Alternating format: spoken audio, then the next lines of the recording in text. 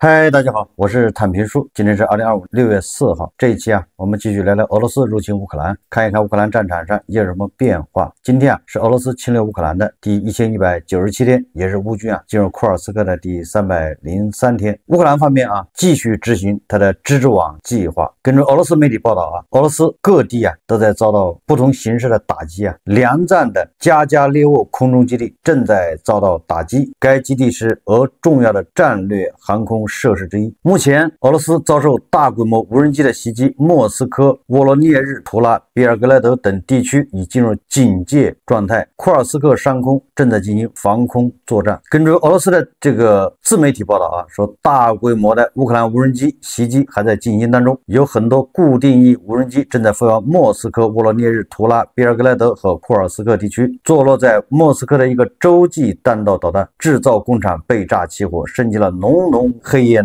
另外在北莫尔斯克港，也就是俄罗斯的这个最重要的一个潜艇基地也发生大爆炸。俄罗斯自媒体称可能有一艘俄罗斯潜艇被击中，据说还是核潜艇具体情况恐怕还要等到这个进一步核实当地时间6月1号说乌克兰空军发射了一枚法国援助的叫斯卡普巡航导弹，击中了备战领土顿涅茨克州克拉斯诺顿市的一座弹药库。俄罗斯方面的媒体发布了这枚法国制造斯卡普导弹的残骸，说但具体情况包括这座弹药库有多少弹药被毁，暂时还不得而知。根据公开报道看，乌克兰军队已经很久没有发射斯卡普在内的外国对地攻击导弹，以至于人们开始猜测乌军拥有的这些外国导弹已经耗尽或者库存见底。现在看乌军依然有少量的这些导弹，但是要想获得大量的补充存在很大困难。这个风暴一型斯卡普已经开始重新生产，但产能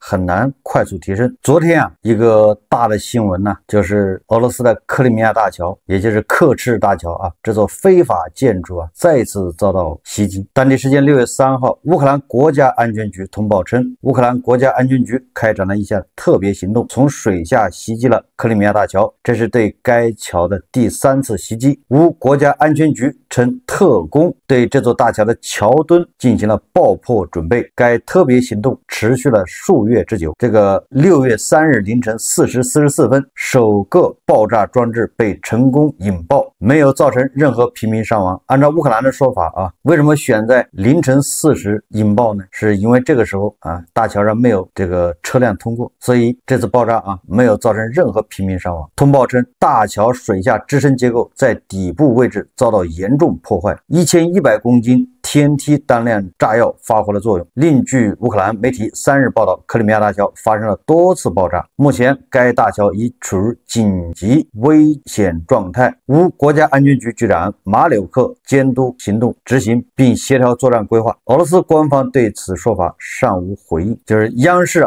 总台记者当地时间6月3日获悉，克里米亚大桥的公路通行已经关闭。这哪是炸克里米亚大桥这是把普京的脸在地上摩擦普京的尿不湿又被蹬掉一个。这个爆炸的视频关键是乌克兰的这个安全局居然给录下了。从这个视频可以看这个显然这个炸药是在这个大桥的那个最重要的2个桥墩应该是船从哪儿过的其中有一个桥墩这个水下部分引爆的，那个水柱非常高从这个爆炸的视频中可以看出就是如果这个爆炸物在水的海平面的下面，那么炸出来的那个水花水柱它应该是白色的。而这个视频里面可以看到它这个水柱是浑浊而且是黑色的，就是说明什么呢？说明它这个应该它这个1.1吨的这个炸药它是固定在这个桥墩的下部，就是挨着海底海床的部分，这样它爆炸才会把那个海床上那个泥土被那个随着水柱抛出水面。所以说这个它这个爆炸的部位恐怕在那个大桥的那个桥柱子非常下面的部位。这个爆炸因为1.1吨正因为它在海底部分爆炸，所以你看那个爆炸那个好像水面上不是那么强烈。但是据此分析如果这个乌克兰说的真的是1.1吨的当量的这个爆炸物绑在这个桥柱上，那这个对大桥的桥墩造成这个伤害造成的破坏恐怕是非常严重，就很难评估因为这个它那个主桥墩我看有媒体报道是由若干根1420毫米直径的混凝土群桩，就是桩来支撑的。这个群桩呈伞状乱布置，所以这个你要检查它破坏的程度，这还挺麻烦的。也就是说，这个乌克兰的安全局啊，他这次是做足了功课啊，很有可能是拿到了这个克里米亚大桥的施工图纸，就专炸这种地方。这个一旦啊说对这个大桥墩呢造成损伤，它没有办法修复啊，它怎么修复啊？这个克里米亚大桥这么长啊，如果你炸了桥面，上一次炸的就是桥面，对吧？2节还是3节炸塌了，它1年就修好了。这回你把它桥墩给炸塌了或者炸坏，现在就非常麻烦啊。目前啊，关于克里米亚大桥这个照片还没出来，我想很快就会出来。据这个推测啊，这克里米亚大桥应该是受到内伤，也就是你从桥面看恐怕没有什么太大的损伤，恐怕也有裂缝啊，因为毕竟是爆炸了。它那个桥面是钢结构的，或许啊那个桥身跟桥墩啊有一些位移，这些肉眼都很难看到，或者是不太明显啊。但是它这桥已经受到损毁，受到内伤，这恐怕是毋庸置疑的。因为只要它炸药真的是1.1吨呢，绑在桥柱上。我在以前的节目一直说啊，这乌克兰一定要把克里米亚大桥炸掉。但那个特别行动总指挥苏洛维金啊，带领俄军从赫尔松城，对吧？就这个顺利大逃亡之后啊，但是我就说了啊，乌克兰要取胜啊，就是3板斧，第1板斧啊就是黑海舰队要歼灭。那现在黑海舰队基本上啊已经没有什么太大的战斗力，就是不足为虑了，他已经不知道跑哪儿去了。新罗西斯克港啊，对吧？这个他如果按这个吨位算的话，他对吧，50%吨位的这个舰体都已经被摧毁了。那第2板斧就是切断大陆线、大陆桥啊，也就是把梅利托波尔拿下。第3板斧就是克里米亚大桥，克里米亚大桥只要炸掉，那这个克里米亚的俄军啊将不战自乱。就这3板斧，2023年夏季大反攻啊，就准备要切断大陆桥，对吧？就要打到梅利托波尔。但是很遗憾啊，斯洛维金防线起了作用，乌军啊没能实现他的目标。克里米亚大桥被炸之后啊，他又修好，那这次又被炸啊，这次恐怕很难修啊。乌克兰安全局炸毁这个俄罗斯的4个机场的啊这些战略轰炸机，就是蜘蛛网行动啊，谋划了18个月。对这个克里米亚大桥的袭击呢，谋划了6个，恐怕是因为啊，本来想等这个金牛座啊来干这个事，但是这个金牛座迟迟不到，所以乌克兰人等不及，只能靠对吧这个水下爆破。乌克兰人是怎么在6个月的时间里把1.1吨的炸药绑到这个桥柱上？这是个谜啊。俄罗斯方面说啊，是用这个水下这个潜艇啊过去炸的，遥控的啊。但是乌克兰人说是这个桥墩上绑炸药。如果是这样的话，你只能说明俄罗斯对吧，他这个已经被渗透成筛子了。第2个很有可能啊，这个俄罗斯内部啊有人反对普京，要不乌克兰人怎么这么频繁的得手，而且对吧运作时间这么长？这个乌军的啊蜘蛛网行动啊重创俄国战略轰炸机部队以后啊，俄方展开了一轮亡羊补牢式的搜查，就是俄罗斯全国啊对这些卡车、货车挨个要搜查。综合多家媒体报道啊，说俄安全局在俄腹地展开了疏臂般的排查，也就是啊拉网式啊排查。没想到啊，说这不查不知道啊，一查吓一跳啊，触目惊心。说在距离俄乌边境70公里处一处不起眼的村庄中，俄方发现村里竟然有一个乌军的无人机生产工厂。据调查，乌军特工渗透进村庄后，以每月30万卢布的价格租下一套厂房，堂而皇之的开始组装自杀无人机和炸药。被俄方发现时，这座炸弹车间已经运转了好几个月了。要不是这次大排查啊，根本发现不了。问题是这个大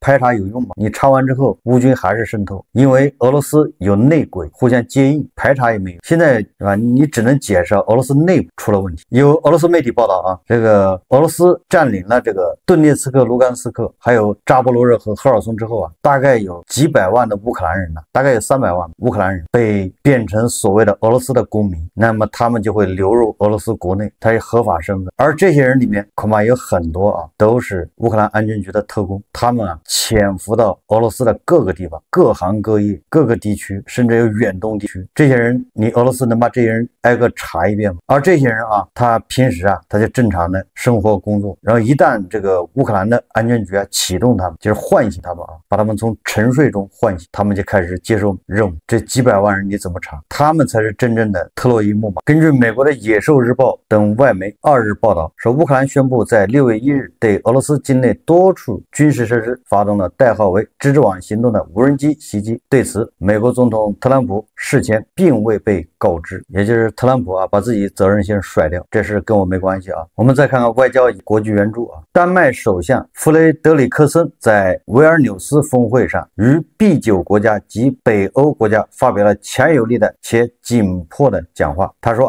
在俄罗斯威胁不断升级、乌克兰战火持续不断的背景下，做出大胆决策，大规模国防投资，并坚定不移地支持乌克兰。此次讲话呼吁大家采取行动，为了和平，为了强大，也为了所有欧洲国家的安全。这个弗雷德里克森说俄罗斯正在备战，我们必须立即行动，保卫欧洲。在这个会上这个泽连斯基也发表了这个演讲，他呼吁正义与团结。泽连斯基说俄罗斯绝不能从这场战争中得到任何好处。乌克兰总统泽连斯基发出坚定而真挚的呼吁，俄罗斯绝不能从这场战争中得到任何好处。在与盟友的讲话中，他概述了通往持久和平的道路，敦促继续向克里姆林宫施压，并强调了国防、外交和技术方面的团结。泽连斯基详细介绍了战场局势，强调了无人机生产方面的突破，并呼吁加强制裁和北约做出大胆的决策。这不仅仅是一个政治时刻，更是捍卫正义、自由和欧洲安全的决定性立场。乌克兰和这个总统还呼吁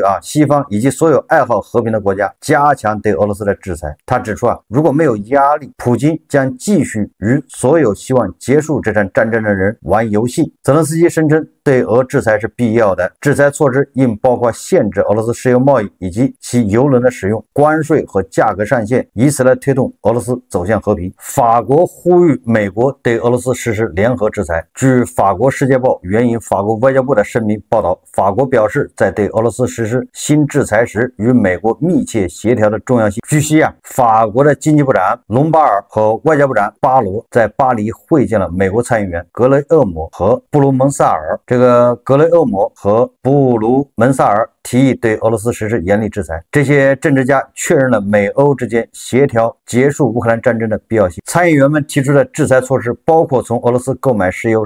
产品、天然气和油的国家征收500%的进口关税。其他制裁措施将是禁止美国公民购买俄罗斯主权债券。6月2日，德国前外长贝尔伯克，就是那个练撑杆跳的那个运动员吧，还是练那个蹦床的，总之他是一个强硬的反俄分子，坚定的支持乌克兰。这个贝尔伯克从这个德国外交部长离任以后现在已经当选联合国大会主席。贝尔伯克将于今年9月就任联合国大会，任期1年。这个对低保老人来说也不是什么好消息。扎哈罗娃评论说在2战胜利80周年之际，见证一位为其祖父的功绩而自豪的纳粹孙女担任联大主席，将是一件很奇怪的事情。总之这个让俄罗斯人很不爽根据这个美国的媒体《国会商报》援引一位美国参议员的话说他说美国参议院将在4周内开始审议对俄罗斯的新一轮制裁法案。该制裁方案拟对俄罗斯的主要贸易伙伴实施最严厉的措施，包括从俄进口石油、天然气、油等能源产品的国家征收高达500%的关税。2个印度合计占俄罗斯能源出口总量的70%，为俄能源的主要买家。对于该法案，美国总统特朗普此前表示尚未决定是否支持。他说我不知道，我得看看，我会看看。而这个美国众议院议长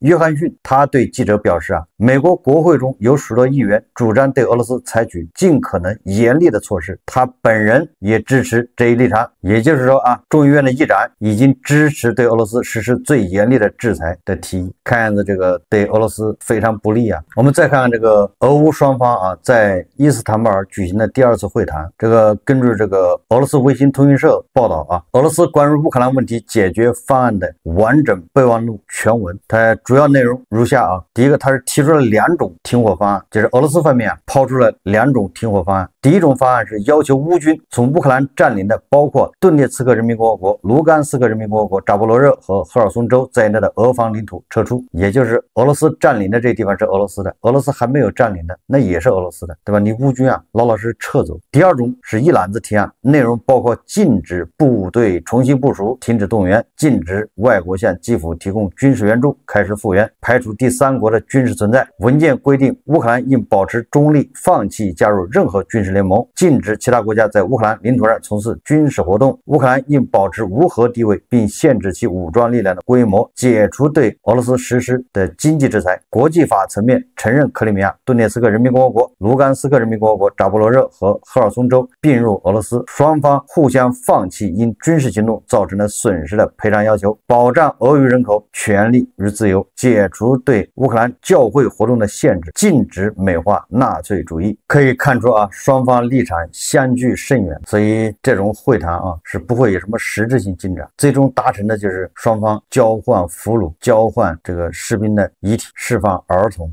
也就是这些。国际战争研究所啊，他说莫斯科决定6月2日派遣低级别代表团前往伊斯坦布尔参加新一轮和平谈判，这表明俄罗斯并不愿意进行诚意谈判，而是在故意拖延进程。战争研究所在报告中指出俄罗斯官员在6月2日拟举行的伊斯坦布尔会谈前继续传递克里姆林宫毫不妥协的立场，这暗示此次会谈很难在推动乌克兰持久和平方面取得实质性成果。在我看来乌克兰推动这个和谈那是有意愿，因为他主要诉求是无条件停火30天。现在在正面战场上对乌克兰恐怕这个形势不太乐观，压力更大。所以如果能停火30天，喘口气，对吧？补充一下这个弹药军需这还是有利的。但是俄罗斯方面为什么硬着头皮来谈判呢？俄罗斯又不同意无条件停火。你看他抛出来这个，基本上对吧，跟乌克兰方面的要求那是天上地下，差异太大。明知谈不成，为什么还来谈呢？某种程度上就是敷衍特朗普，给特朗普面子，对吧？唯一的进展就是交换丈夫、交换遗体。土耳其总统埃尔多安提议举办俄罗斯、乌克兰、美国领导人峰会，建议普京、泽连斯基、特朗普齐聚土耳其。这个佩斯科夫说感谢这个土耳其总统埃尔多安的好意做出了努力他说俄罗斯总统普京、美国总统特朗普与泽连斯基三方会谈近期难以举行。普京总统多次强调愿意开展最高级别接触，但同时指出这一接触需建立在技术层面与专家层面以取得具体协商成果的基础之上。因此普京总统支持开展接触，但认为接触筹备程度应该很高。也就是说普京参加的会议是签字，大家都谈好了，出席签字，而不是他去谈。那这说白了就是拖低级别的代表团在前面慢慢谈，慢慢请示。这个俄罗斯的口炮界的天花板梅德韦杰夫又酒后说胡话了这个今日俄罗斯报道说梅德韦杰夫向所有感到担忧并等待复仇的人发出呼吁。6月3日说这个俄罗斯安全会议副主席梅德韦杰夫在电报频道上说感到担忧是正常人的天性，复仇是不可避免的。梅德韦杰夫向所有感到担忧并等待复仇的人发出了呼吁，并指出俄罗斯军队正在积极进攻并粉碎敌人。此外，梅德韦杰夫强调，伊斯坦布尔谈判不是为了达成妥协式的和平，而是为了战胜纳粹政权。梅德韦杰夫还是把酒醒一醒吧，好好的检查一下内部，好歹你也挂着一个国家安全会议副主席这个 title 还是做点正事吧，把你俄罗斯国内好好查一查，还有哪些潜伏的乌克兰的特工。我们再看看根据媒体报道说大国拒绝接受装有俄石油的油轮。路透社的数据和2位贸易商的报告都称，装有210万桶俄罗斯混合原油的大兴号油轮正在大国沿海等待，这可能表明该地区对原油的需求有所下降。贸易商指出，大国许多国有石油公司担心，如果购买受制裁影响的俄罗斯石油，可能会受到美国的2次制裁。今年2月，从俄罗斯经海路进口到大国的石油降至26个月以来最低水平。此后，随着被称为水壶厂的私营炼油厂的需求增加，进口量有所恢复。然而，与俄罗斯进口石油贸易的障碍依然存在。5月12日至17日，所谓的超大型油轮大兴号在俄罗斯远东地区的扎卢比诺港附近从3艘较较小的阿夫拉型油轮上装载了总计210万桶的混合原油，然后驶往大国南部广东省的揭阳，最后停留。因为贸易商认为这3批货物的挂牌销售时间太晚，没有吸引到买家。亚洲市场上的石油通常在装船前1个半月出售。根据数据这3批货物于4月底和5月初从俄罗斯科兹米诺港装船，然后船对船转运至大兴号，然后由科兹米诺靠近大国。5月23日之后，该船短暂失去了船舶跟踪信号，然后于5月25日在尖阁列岛附近再次出现，此后一直停泊在锚地。什么意思呢？也就是大国对来自俄罗斯的这个石油现在是谨慎，看样子2级制裁还是非常管用如果真的实行二级制裁，那俄罗斯的这个钱袋子彻底就出问题了。现在乌克兰反抗俄罗斯的侵略这个态势就是乌克兰它基本上是靠援助，它国内的经济它是没法弄，它只能靠农产品出口，这个农产品的经济价值有限的，所以乌克兰它主要是看援助，对吧？只要援助水平不下降，乌克兰就高枕无忧。那俄罗斯呢？俄罗斯是没有援助俄罗斯1毛钱都得自己拿东西去换，实际上就是它的这个能源，主要这个石油、天然气，拿这东西换了钱回来买东西，采购回来去变成炮弹、变成导弹、变成无人机，在乌克兰战场上消耗的。如果要打击俄罗斯的钱袋子，就2个办法，一个是不让它卖出，不让它卖出去呢，又有几个办法，对吧？手段就那么多一个就是炸，把它炼油厂炸掉，把它这个油田，对吧？采油设备炸掉，把它输气管道炸掉，就破坏，把它的船炸掉，把它的船制裁，也就是削弱它的生产能力，这个运输能力，这样对吧？它就跟不上了。第2个办法就是什么呢？就是不让人买，对吧？谁买我制裁谁。现在这个美国的这个众议院的这些